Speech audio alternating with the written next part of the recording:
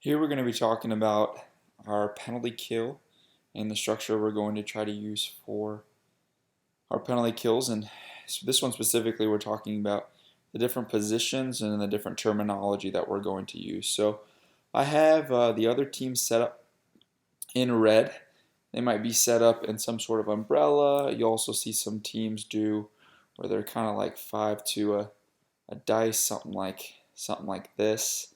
And no matter what they're playing, we're going to be in this setup the entire time, which is just going to be kind of a diamond. And I color coordinated these different sections of the ice to kind of help you guys understand exactly what your responsibilities are. So we're going to start with this player marked as D4, which is what we call the top position. So this zone marked in purple, anytime the puck is in this area of the ice, your job is to push the puck outside the dots. So for example, let's say this forward that I have a hold of right here has the puck carrier, this guy on offense.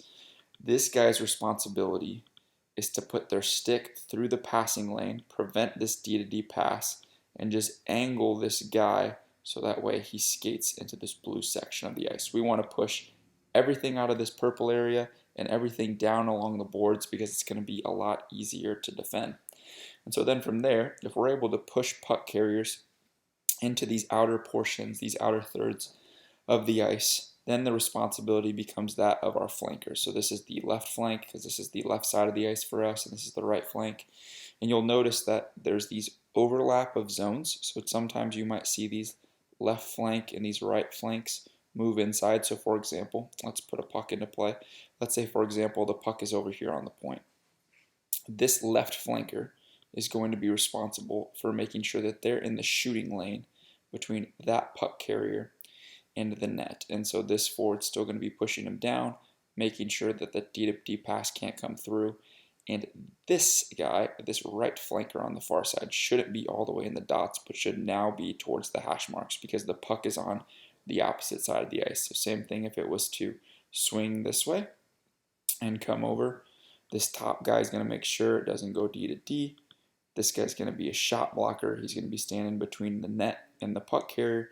And then this flanker on this side is going to move over inside the hash marks to help in front of the net.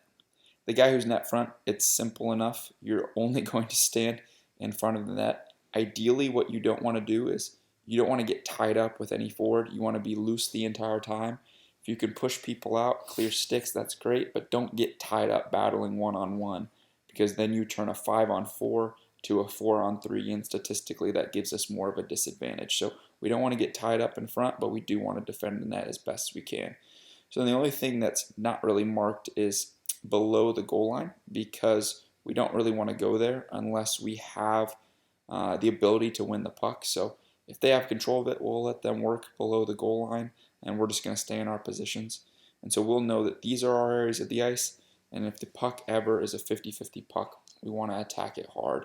So these are our positions: top, left, and right flank, and then our net front guy.